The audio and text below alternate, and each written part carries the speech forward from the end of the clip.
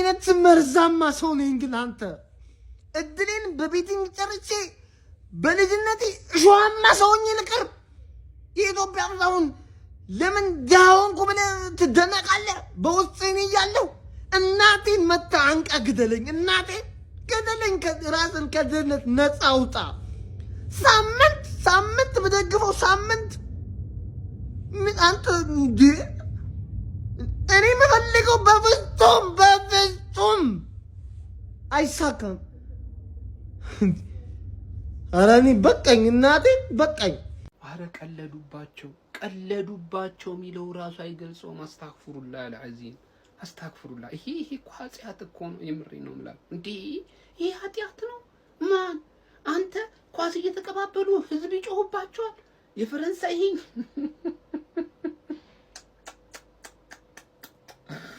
ማን ይወላችሁ እዚህ ቶርናመንት ላይ በጣም መፍራት ያለባችሁ ማለት ነው ቡድን ስፔን ነው ስፔን አሁን ይገባኝ ማን አንተ ቡድን ናቸው በቃ ቡድን ማለት ምን ማለት እንደሆነ ኤግዛምፕል ሰጥ በተባል በቃ ከስፔን ውጪ ማንንም መጠራ አይችልም በቃ ይሄ ቲም በጣም ኳሊቲ ያለው ቲም ነው ግን በቃ ቡድን አይደለም ኢንዲቪጁዋል ላይ የተመሰረቱ በጣም ጥራት ያላቸው ተጫዋቾች አሉ እንጂ እንደ ቡድን ጽድት አድርገው መሀል ሜዳው ጽድት ብሎ የተሰራ ቡድን አይደለም ማን እንዴ በኢንዲቪጁዋል ስኪሏን እስካሁን ጨዋታዎችን ገላ ስትወጣ የነበረው ማለት ስፔን ምንም በቃ አጨበጨብ ምንም ማድረግ አልችልም ማለት ቲም ማለት ይሄ ነው በቃ ጥንቅቅ ተደርጎ የተሰራ ቡድን ነው ዴላ ፎንት ይዞ የመጣው ይሄው አሳየን ዛሬ በቃ ከዚህ በላይ ምስክር የለም አሁን ፈረንሳይ ተከብዳል ነበር ለእንተና እንትን ምናምን ማለት አትበሉ በጣም ከባዱ ቲም በቃ እንደ ቡድን የተሰራው ስፔን ቡድን ነው ዛሬ አስመስክሮ ወጥቷል በቃ እንደውም የዋንጫውን አንድ ጆሮ ይዞታል ማለት ይመቻችሁ ስፔን ፈረንሳይን ማን ነው የጤና ቡድን አስመስላት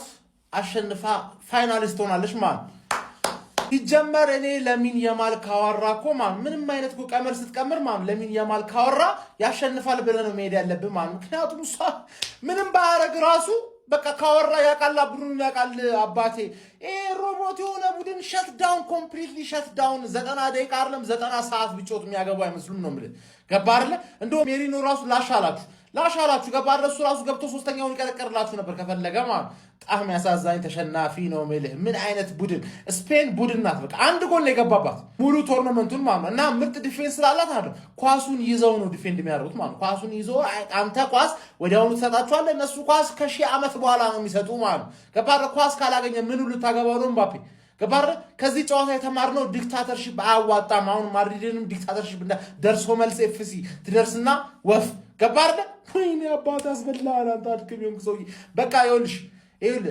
ስፔንና አርጀንቲና ካለፉ ማለት ነው ገባረ ዋልትናን ዙፋኑን መቀባበል ምናምን ይላጡባል ማንንም ቢበላ ማንንም ይላጡባል ስለዚህ ዛሬ ፈረንሳይ በመውደቋ ቅስም ከተሰበረ ከኔ ጋር አብረን እንግሊዝ እንደግፋለን ነው ምርገባ አርሰናል ብሔራዊ ቡድን ብቻ ነው ሊያተርፍ የሚችለው ደነቆርክ ካሁን በኋላ የማትገመቱን ማለት እዚህ ጋር ኮና ያራዳ ልጆች ለፍጻሜ ሲጠብቁ ግማሽ ፍጻሜ ላይ ስንጥቅ ብለ ልፍ ማለት ነው ሌላኛው ደግሞ የማትገመቱን ግማሽ ፍጻሜ ሲጠብቁ ፍጻሜ ላይ ተገኝተ ራስን አሳያቸው ነው የላማሲያ ውጤቶች እንዴት ያምራሉ ያራዳ ልጆች እንዴት ነው የሚያበሩት ነው ማለት ያራዳ ልጆች ፖላ ኩሪሲ እንዴት እንደሆነ ለፈረንሳይ ተጫዋቾች ነው ያስተማሯቸው ከመቸኮራቸው የተነሳ ኳስ እንኳን በቅጡ መቀባበል አልቻሉም ፈረንሳዮች ነው ማለት በዛ ላይ ራቢዮት ምን ነክቶት እንደቀየረው አልገባኝም ምን ያራዳ ልጆች ማለት ነው ለማንኛውም ስፔን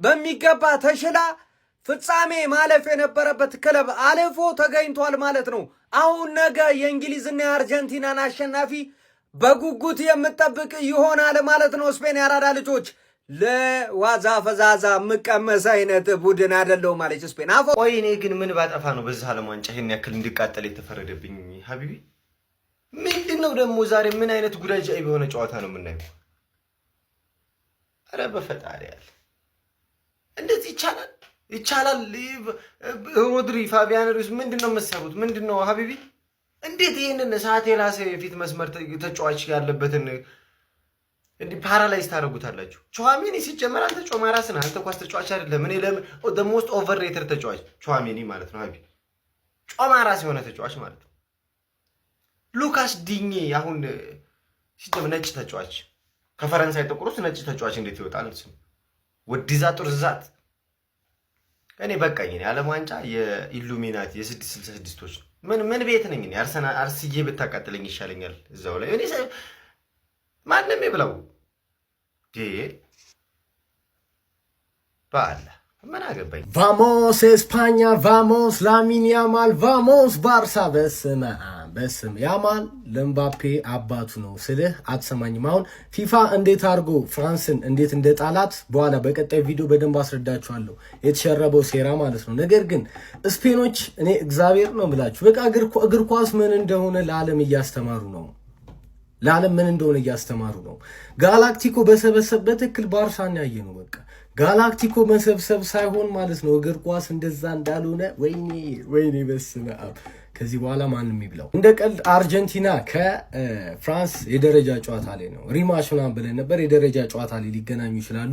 ግን ደግሞ እንደዛ ብላችሁ እንዳደመድሙ። ምክንያቱም አርጀንቲና ከኢንግላንድ ጋር ለእግር ኳስ አይደለም የገቡት፣ በትክክል ለጦርነት ነው የሚገቡት። በትክክል ለጦርነት ገብቷቸዋል። እንግሊዞች የፎክላንድ ደሴት ጦርነት ላይ የጨፈጨፏቸውን አርጀንቲናዎች አቅም ስለሌላቸው ሁሌ የሚበቀሉት በእግር ኳስ ነው።